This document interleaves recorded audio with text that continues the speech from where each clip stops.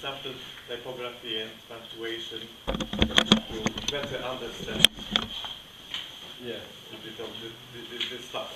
Well, thank you. Anyway, thanks everybody for listening today and having me here.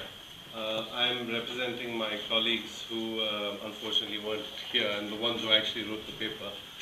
So, you may find me quite shallow, but I will try my best to convey the message that, and the excitement. I feel the excitement.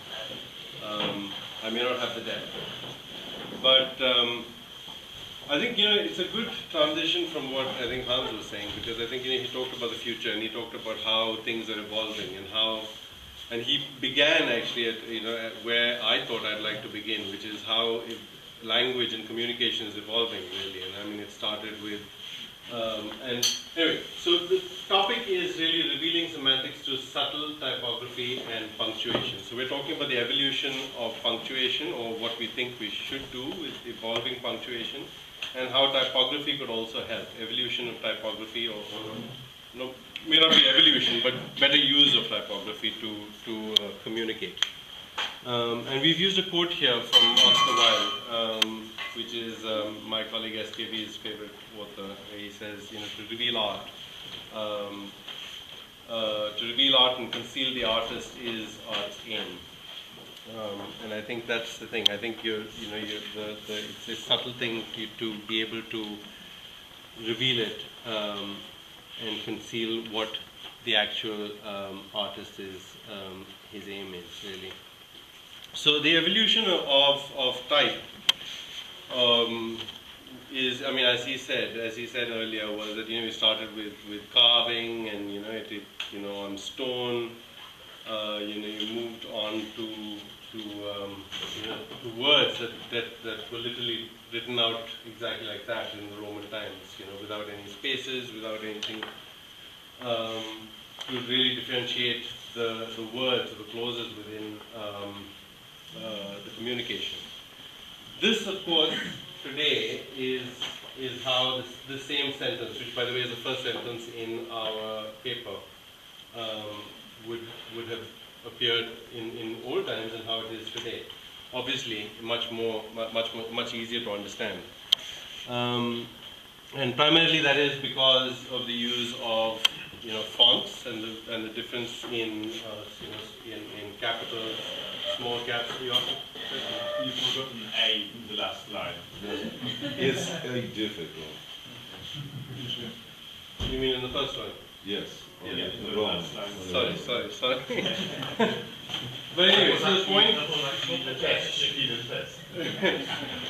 But the point really is that you can see just from these two examples the huge difference it makes by the use of capitals and small and lowercase letters, spaces, punctuation. Just completely changes the way we communicate. So moving on. And of course, I don't have to go into this, but this is really the evolution of fonts and font families really over time. And we started with capitals and Roman letters. And my colleague told me the story of how how it all happened, and then he tries to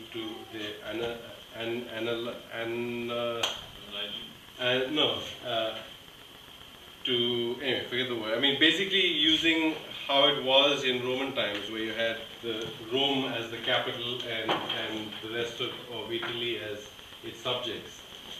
He made that analogous to the capital and Roman letters. And so we moved from capital letters to cursive and lowercase letters and handwriting scripts. And then we started to move on to then. Of course, he brings in the example of the slab serif, which apparently is a new font where you have a full weight font with a little serif at the on top. I mean, again, my depth is not particularly deep, but I do. I mean, it's really important how these things have evolved over time. Now. This is a facetious example, really, of how punctuation can change meaning. Really. And in the first case, we don't have any. We haven't put in the comma, and it's let's eat grandma. And in the second one, of course, you put in the comma and it says, grandma, let's eat together. So, But, I mean, in my business, which is typesetting, it's a huge thing in copy editing and typesetting. If we make a mistake in a micro or a milli in copy editing a paper, or where we're talking about amounts of a quantity or something that needs to be taken as a medicine, you can kill people. So I mean, it's literally, it saves lives. So I mean, the right use of fonts or punctuation can save lives. Here's a more macabre example of course, also quite funny, which is Charles I walked and talked in half an hour. Half an hour after his head was cut off. I mean, you could either think of his, him walking without his head, or if you put in the right punctuation, he says he was first walking and talking, and then half an hour later his head was cut off. So I mean, that's a beauty of punctuation and how it's changed the way we can communicate. Again, another one, punctuation changes meaning here. You have a case of a woman without a man is nothing. In this case, you say, woman is nothing without a man. Or, woman without her, man is nothing. Which is probably more absolutely correct.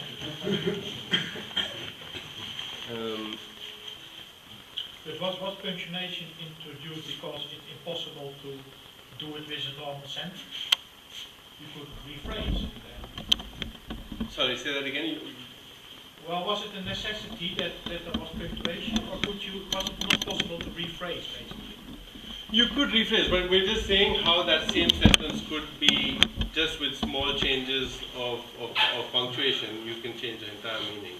Yeah, but was it a language limitation? It could also be that the language doesn't have the means to express differently. I mean, You can our language easily that we can change our punctuation. It's the other way around, Hans. Written language has evolved to incorporate punctuation, so these elements that have meaning by themselves. Yeah. Obviously, they can express anything you want. You just make longer sentences. Maybe punctuation has been invented to be more precise and more compact. Not that word was involved. Possibly. I mean, the point being that you could express it differently. Quite, it could be more verbose. Yeah. But I mean, maybe that's the point. This is efficient. By using punctuation, you can sort of simplify maybe. So another example that we've got here is that, and a problem that we face, especially in typesetting, and then when you're doing it as a business and you're trying to do it all fast and automatically, as you mentioned, is like, for instance, sentence endings. You end a sentence with a full stop. Now, one doesn't differentiate between a full stop as a round dot that's used at the end of a sentence or between abbreviated abbreviations. And so when you use programs to try and find the end of a sentence or to try and find an abbreviation, you get confused. So there's nothing that really semantically explains to a machine, really, that difference. So that's one of the insufficiencies we see. Another one that we face a lot in copy editing is the difference between which and that, especially American style guides have really strongly emphasized the use of the right way of using which and that. And therefore, it would be nice if you had a demarker that would be able to take that particular part of the sentence and specify that which is being mentioned. So we're just going to give a few more examples here. And these are the examples we're taking to sort of emphasize what we think could be possibilities. Okay, so the first one is, she took a photograph of her father, the president, and the vice president. I think this is the Oxford comma, I think, I'm not right. Yes. And the second one is, I forgot what he asked for. The third one is, we had ice cream, fish and chips, strawberries and cream at the tennis match. Okay, so you've got 3 sentences, as you can see. All of them can be quite ambiguous. And I'll show you how I'll show you how we tackle that. Another one is, and this is really interesting actually. I think all of us have noticed now. Me particularly, I don't use them myself because I'm still quite young. I don't know why I don't, but emoticons have become very big, right? I mean, now everybody is putting little smileys or rain falling from clouds or all kinds of things. So now we look at this. It's almost like how a drama is written. So you're trying to express the feelings of the person when he's saying something. So like where did you get that aggressively? I mean, you wouldn't be able to communicate that too easily in just plain text writing without having written aggressively. But today with an emoticon, you could do that. Actually, it's not even clear what you're trying to convey. You could also say, where do you get that? You could put the emphasis on either. Where did you get it, or what is it that you got from someone? But I mean, here we're just saying ultimately that if you really want to convey that it's aggressive, you could put a really angry face, say, where did you get it? So, or inquisitively what? The point being that you can see all of this when I'm communicating with you and when I'm talking to you, you can understand what I'm saying. Whereas when it's right on text, it's you need to be able to convey that. Or the sarcastically, as my colleague says in Julius Caesar, talking about the honorable man, the honorable man, sarcastically, and metaphorically he shot down the argument, which is the many metaphors that can't be explained that easily. Sorry? Actually, a lot of them can, because they relate to other emotional effects. So there are a lot of things that we express in terms of other emotions. That we shot is maybe not the best example. No, but when I say the metaphor of shot down could be not easily understood by someone who doesn't get the metaphor, right? I mean, the shot down could be, did he really shoot him down? A famous one is letting off steam. Yeah. Which is based on the fact that at that time the brain was modeled after a steam engine. Yeah?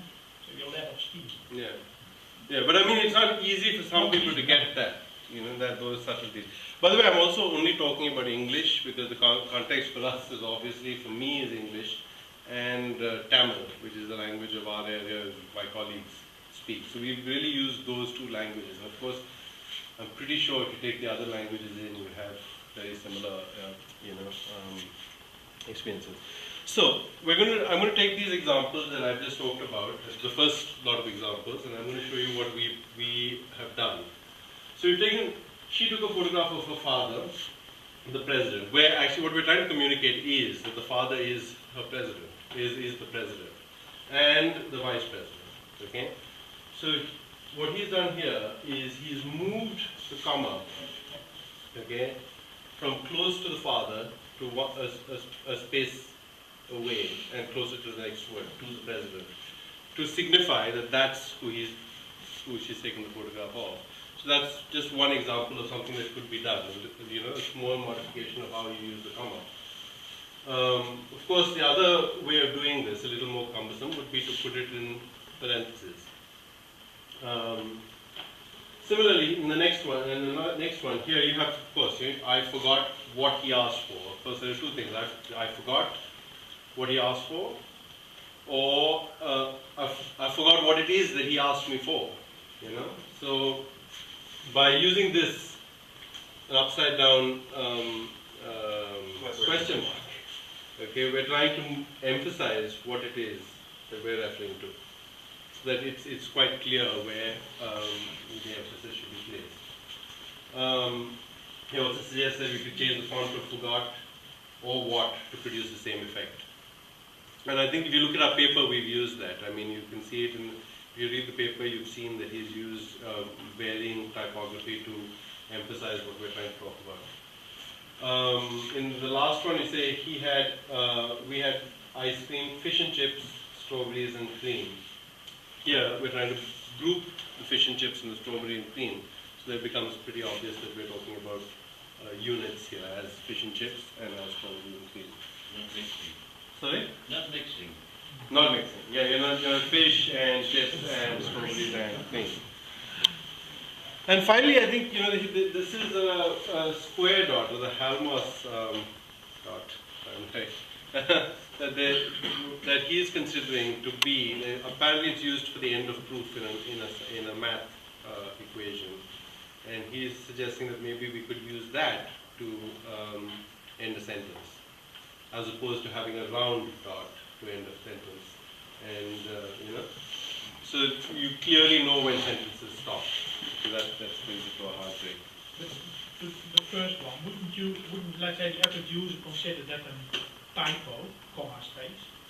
The other ones, okay, I can imagine, but the first one... But that means, it means that we define a whole new set of users or maybe a whole new set of commas. Yeah, but how would the copy editor correct something? You have to be aware. But it's a rule set. We're creating a new rule set. So that the copy editor would have a whole new style guide to refer to that you would have to do. Yeah, I'm not about creating a new convention. I'm more interested about the fact that you almost make the space an independent character, which it is, of course, in computer encodings, but you have to make people really aware of where the space is. Yeah, and that space means that. Exactly. Yeah, that it has meaning in it, right? Yeah. I think ultimately what we're trying to do is really marry our communication with how it's understood by computers. Essentially, really becomes much. There's no, and we face that in what we do. With the current state of manuscripts and copy editing error rates, the first example I don't think is going to. Sorry. Because the current rate of errors is so high in copy editing, I just don't see how that can catch on.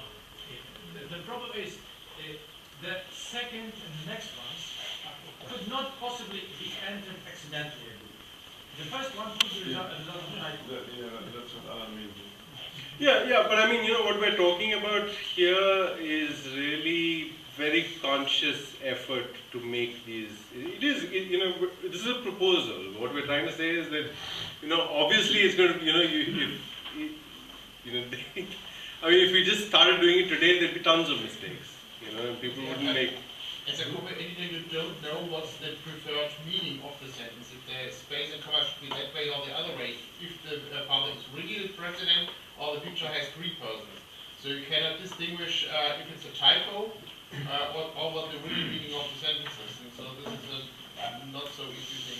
Yeah, but that happens a lot in copy editing anyway. Yeah, of course, but if Especially new with spell concepts, it checkers makes and things autocorrects worse. and worse. So. Of course. The others are unambiguous. This one you don't know all the context. But again, I say that if we create the rules, then it becomes more of a More expressive. Yeah, but does a language evolve that way? A language evolves in itself. It's never artificial. Artificial languages don't work. Language is always artificial. Yeah, but not in the sense of, but somehow, the language evolves somehow, and the same as I think so if you say we want to come up with some new system, because your first remark about the second one, she took a photograph of parentheses, was, well, this is more clumsy, or whatever you said. Well, actually, I see that most people here saying, okay, that looks okay in the first one. There you have all. I agree with you personally, okay? I agree with you personally, but I just, it's just, there's one way of, if you were to, change the fonts of a word in the middle. For instance, if you look at our paper, you've got the president in a lowercase font, okay, completely. Even more cumbersome, in my opinion, than just moving a comma. And if that becomes something that seeps into our way of thinking. Make it a footnote. Survival of fitness will show that the second one will win. Yeah. Hans, you write that the language is evolving, of course, continuously, but actually conventions for written language, and especially sort of orthography or punctuation, that does not evolve so continuously. There are usually some conventions that are agreed upon, and effectively, then some individuals sort of make different efforts, and then there are these demarcation lines, like in 1900, the Grimm brothers kind of codified the German spelling rules. Before that, it was all over the place, and then they codified it, and other people sort of choose to adopt it, and then there was this convention. And I think what you're talking about is basically we have this established system of these conventions today, and of course if somebody individually starts breaking them, that may confuse people sometimes. And of course a certain new proposal may get adopted by a group, and then it will be alright. Then I think people will adjust because they've adjusted so many times. So it's not necessarily... I think what we're trying to put is just the food for thought here. You know, it's not really prescriptions here at all. You know, I mean, it's really the food for thought that we want to disambiguate even further than we already have done over the years. Because today it's not just about you and me talking to each other. It's about us talking to our computers, to our mobile phones. You know, my daughter talks to my mobile phone all the time. It's nonsense. On the other hand, it also works the other way. It doesn't only work to disambiguate. Sometimes these changes work the opposite way. A few years back, I believe 10 or 20 years ago, there was a slight change in Polish spelling where they allowed to write, well, there was a custom that we could spell the nie, which means not, together or with a space. And it changed meaning. For instance, the simplest example was niepalący. If you spelled it together, it meant someone who doesn't smoke, who never smokes. Niepalący with a space means someone who doesn't smoke at that very moment. And it was very nice because it was, well, very precise. But it confused a lot of people. And now you are allowed to write them together all the time. So it happens many ways, and it's complicated. Yeah, no, it would be very interesting. The changes in spelling, in punctuation, and things like that are, I believe, pretty complicated. They neither evolve nor they are decreased by a committee. It's both sometimes. Yeah, but I mean, you know, it is evolving, though. I mean, you know, and the use of emojis, I think, is punctuation in itself. You know, I mean, there's no stopping it now. The question is really how do you make it? You know, what do you do with it, really? So another thing that my colleague came up with is that he thinks that musical notation is we don't use enough of it, and he thinks that it's something that we could definitely mine. You know, existing musical notation to add to text, to emphasize certain things. Now, I don't know how, I don't know what we're proposing, but you know, it's just a thought again. You know, for pauses and things like that. You know, I mean, it could be actually, what you can, you know. Yeah, raising voices and things. Yeah, stuff like that. So. What are we're proposing that we could possibly create a family or a new family of commas, a family of you know, that shows the different ways in which commas can be used, like we've just discussed. You know, that possibly there's another comma that should be brought in. It may be more complicated. I'm not saying this is the solution. It's just a proposal. You know, a family of dots to emphasize demarcations. You know, and again, like I've said, parasiting of the musical notation. So he suggests, I mean, since there are maybe quite a lot of you here who are font experts, so there is possibilities for us to create one. I don't know, I missed out something. No. Yeah, sorry, that was the next one because that was the interesting one also. So there's so you know, possibly maybe of creating a family of fonts that covers all of these variants. You know, if you read the paper, you'll see how we've talked about the use of grammar and how grammar can, and we could use fonts to emphasize grammar. So we're talking about verb and noun fonts possibly. And how microtypography could also probably bring in the emphasis that we're trying to create here. And I think that, again, there's real possibilities with metafont.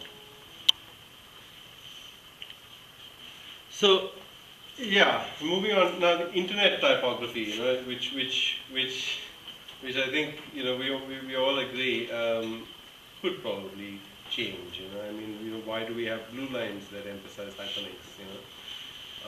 Could that be slightly different? Could Wikipedia entries, for instance, have a different font or a different way to emphasize something that is a wiki link?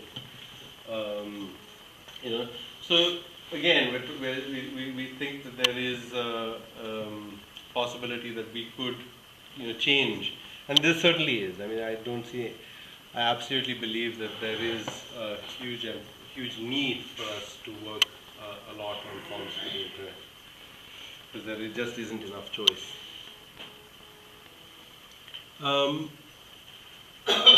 So I think, coming back to what we were talking about, ultimately what all of this is really to help with this era in which we are humans and machines are essentially speaking to each other, and that's going to be more and more common, and it's going to be necessary. We're going to, So, as we know that LaTeX separates style and markup. Possibly we could, have NLP class and style files. For natural language processing. And I think, again, these are questions and if you have any further questions on, I think it's best directed to my colleagues. I mean, I do understand it up to a certain level, but I think what we're saying is the use of natural language processing within LaTeX to mark up text and allow for the human to be able to make corrections to it, and then use the typography and punctuation the way we've suggested, could make communication better. But you still think of typesetting at the end. Well, yeah, that's evolving too, but that's a different topic. That's a different topic.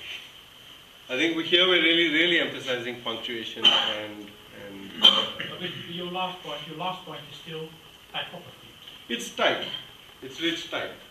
So we're not emphasizing typesetting. We're not talking about the page so much as in type. So you have change, evolve type for better communication. That's what we're saying. And also bring in natural language processing into your writing, so that you have it helps you in your communication better, and you can use maybe better solutions for making it even less ambiguous, your communication. So I think with that, that's where I stop. I hope I got I hope I communicated it to you. I think the paper is actually quite well written, so I hope you'll all give it a good read. And if you have any questions, I'm happy to take them down, some of which I may be able to answer, some of which I may not, but my colleagues certainly will. So anyway, thank you.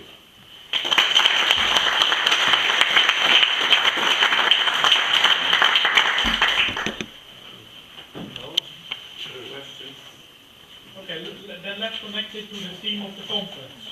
Is the last slide, is it still text or not?